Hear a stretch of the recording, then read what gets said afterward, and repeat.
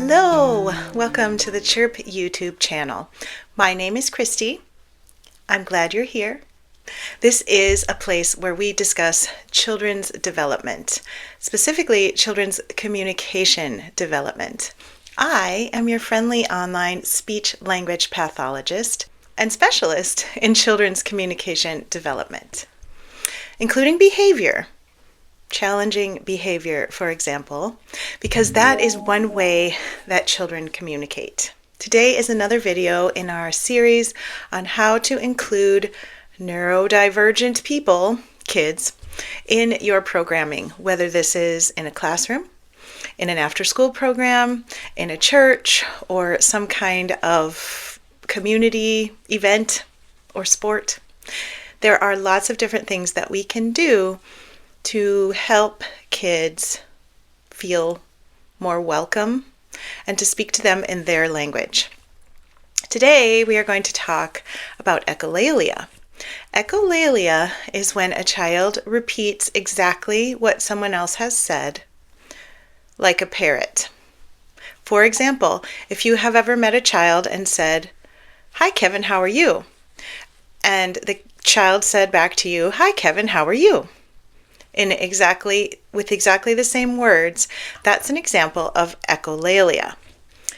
Echo meaning echo, repeat, and lalia meaning tongue or words or language. So, repeating language, parrot talk. Echolalia is not a diagnostic criteria of autism, so you cannot tell positively that someone has autism based on the fact that they do this verbal behavior.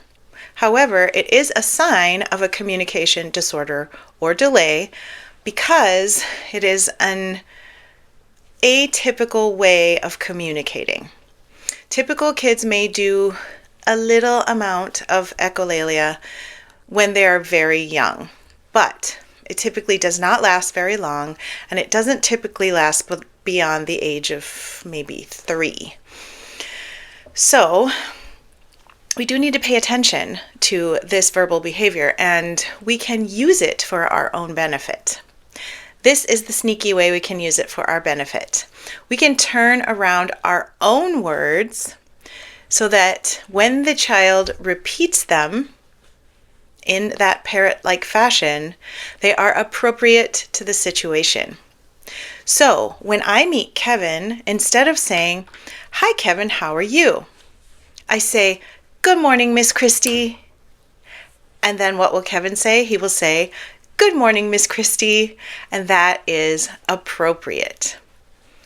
Or when Kevin is talking to a friend, I can use his tendency to repeat in order to program some appropriate phrases for getting involved with friends, such as, "Can I play too?" Or, "Hi, that looks fun." You can think of whatever it is in your situation. I'm envisioning a child or a couple of kids sitting in the sand at playground time, playing with scoops and shovels, and I notice that Kevin would really like to join in, but he doesn't know how, and he doesn't know the words to say. And so I walk up with Kevin, and I say, "That looks like fun. Can I play?" And because I already know that Kevin has this tendency to repeat, the likelihood is that he is going to repeat that, and that he will have a new phrase that he can use in such situations. Many times, children do what is called immediate echolalia, which is where they repeat whatever was said right before. But many times, children also do a very helpful type of echolalia where they repeat what has been said in similar situations in the past. So it's possible that Kevin, in every future circumstance where he wants to join a couple of other kids playing and he doesn't know what to say, he might say, "That looks like fun. Can I join in?" And that would be great because that is an appropriate way to approach peers and to request the opportunity to play alongside them. That's what we want. We want to provide this child who does parrot talk, we want to provide that part of his brain with phrases that are appropriate to the situation. If I were not informed about this tendency and about how to use it for the child's benefit, I might walk up to these other children in the sand with Kevin and I might say, "Kevin, do you want to play?" And then what Kevin learns is that in these situations, what he should say is, "Kevin, want to play?" And I have seen many children whose delayed echolalia sounded exactly like that. A child would walk to the fridge and say, "Dylan, want some juice? Dylan, want some juice?"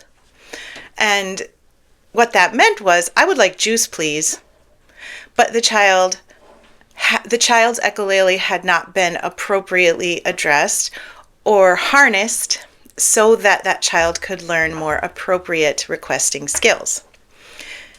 So, you, as the person interacting with this child, have a great deal of power, because if a child has behavior of echolalia, you can use that to teach the child lots of more appropriate language skills, which is a wonderful thing. That is a huge superpower that you have. So if you notice this behavior in a child that lives in your family, in your house, or that you're working with in one of these other environments we were talking about, make sure that you watch for situations where the child needs a script. Provide a script that will be appropriate in that situation. Let's think of another example. A child comes into class, sits at his desk, but doesn't have a pencil. Instead of saying, "Kevin, here's a pencil," you hold up a pencil and say, "I need a pencil, please." And then when Kevin repeats it, you give him the pencil. This is a very simple way of programming into Kevin's brain how to request a pencil. His natural brain just doesn't have that script built in. That hasn't been implanted in there yet, how to successfully request. And so he repeats whatever anyone else says in that circumstance, like a parrot. And therefore, that's what gets used instead of, "I need a pencil, please." So watch for these situations and make sure that you turn around the sentence. Speak as if you are the child, so that the child will have the appropriate phrase to use in the appropriate situations. Also keep in mind, some parents are a little afraid of this. Number one, it feels really awkward. When I first started using this strategy, it took some getting used to, because I'm not used to speaking from someone else's point of view, and it felt awkward. And many families and teachers are concerned that if they provide appropriate language from the child's point of view, that the child will never expand that language to be more flexible, to be more creative, to use his or her own words rather than just these scripts. And I say, I have seen scripted echolalic language turn into creative, playful, flexible language lots and lots of times, and this is not something that you need to be worried about. In addition, if that never happened, which is unlikely, but if it never happened that Kevin learned to say, "Oh my goodness, I forgot my pencil. Could I borrow one, please?" instead of, "I need a pencil, please." Is that the worst thing ever? He still is able to get his needs met. He still is able to walk up to kids and join what they're doing and learn in the process more language and more social skills. It's not the worst thing in the world if these scripts stick with him. We all have social scripts and verbal scripts that we use. I have multiple friends who tell me the same story every time we drive past this particular music store. Okay, that's just one friend, but you know what I'm talking about. We all have brain patterns that lead us to say certain things in certain circumstances, to remember certain stories at certain times, and it doesn't mean that we need to be fixed. In the case of a child who can't get his wants and needs met, in the case of a child who doesn't have the ability to join in with other kids, what they're doing, and play with them when he clearly wants to, these are issues that we need to work on. These skills would make a huge difference, will make a huge difference in Kevin's life. And so obviously we want to teach him these skills.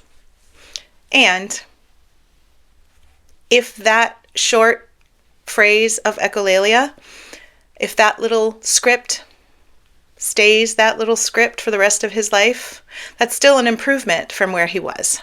But in my professional experience, it probably won't. He probably will continue to grow and evolve, because echolalia is the first step in lots more diverse and creative language, which is probably soon to come. I have a very funny delayed echolalia story for you. Super adorable. This child is all grown up now, but when I knew him, he was in 3rd or 4th grade. And every time there was something that he considered to be an emergency, whether it was he ran out of paper, or another child was sitting too close to him, or there was a fire alarm that went off, he would shout, he would run around and shout, 2319! 2319! Because in the movie Monsters, Inc., 2319 was a code that something contaminating had got into their site and needed decontamination. And so everyone would run around, and 2319 was the code for that. So this young man incorporated that into his own personal vocabulary, and that was his script for, help, it's an emergency. And it was adorable. I still think about that all the time, and all of the richness and silliness and laughter and love that my students have brought into my life. And I hope that the kids you're working with, or that you're living with, bring that kind of joy into your life as well. I will see you in my next video. Thanks for being here. Have a great day. Bye.